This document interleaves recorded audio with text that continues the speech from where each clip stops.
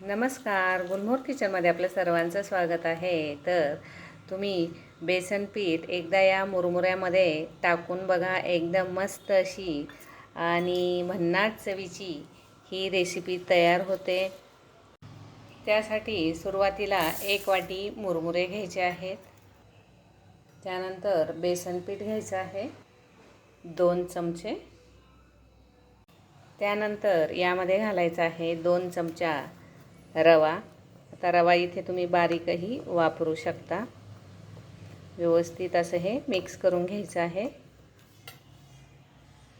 त्यामध्ये आता पाणी घालायचं आहे आणि व्यवस्थित या गुठळ्या आपल्याला फोडून घ्यायच्या आहेत आणि मिश्रण व्यवस्थित असं मऊसर करून घ्यायचं आहे. आता यामध्ये घालायची आहे हळद, थोडेसे जिरे. आता हे मिश्रण या लाह्यांमध्ये आपल्याला ओतून घ्यायचं आहे. आता त्यानंतर घालायची आहे हिरवी मिरची,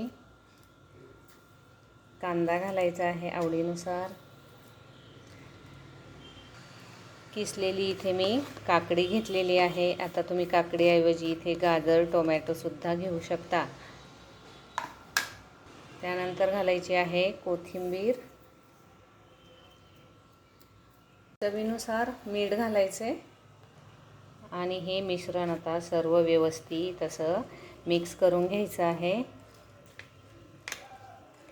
खूप छान अशी ही रेसिपी तयार होते.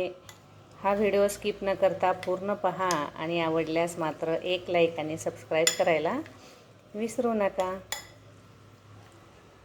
आता यामध्ये तुम्ही रव्याऐवजी ज्वारीचं पीठ किंवा तांदळाचं पीठसुद्धा इथे वापरू शकता. यामध्ये अगदी थोडंसं लाल तिखट घातलं आहे.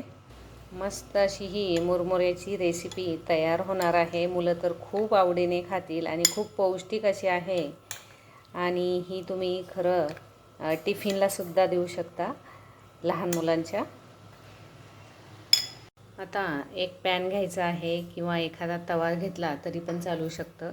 थोडंसं तेल घालायचं आहे अगदी आणि हे सर्व बाजूने असं पसरवून घ्यायचं आहे आणि तेल छान तापलं की गॅस हा बारीक करायचा आहे आणि हे जे मिश्रण आहे ते आपल्याला आता यावर सोडायचं आहे. हे पहा, याप्रमाणे आपल्याला आता व्यवस्थित असं पसरवून घ्यायचं आहे. आता इथे तुम्ही तेलाऐवजी बटरचा सुद्धा वापर करू शकता. त्यावर आता झाकण ठेवायचं आहे की जोपर्यंत वरची बाजू ही सुकत नाही तोपर्यंत आणि गॅस हा बारीकच ठेवायचा आहे. इथे आता वरची बाजू सुकली गेलेली आहे आणि व्यवस्थित असं हे उलटवून घ्यायचं आहे. हे पहा याप्रमाणे. आणि आता याला हवं असेल तरच तेल सोडा, कारण कमी तेलामध्ये सुद्धा ही रेसिपी छान होते. आणि परत आता झाकण ठेवून द्या.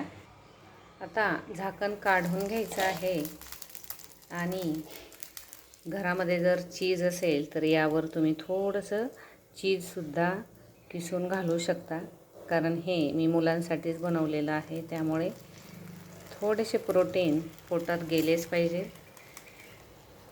किंवा पनीर असेल, पनीरसुद्धा तुम्ही यावर किसून घालू शकता. परत झाकण ठेवायचं आहे. लगेच आपल्याला हे झाकण काढून घ्यायचं आहे. थोडंसं चीज हे मेल्ट झालं की लगेच आपल्याला हे काढून घ्यायचं आहे.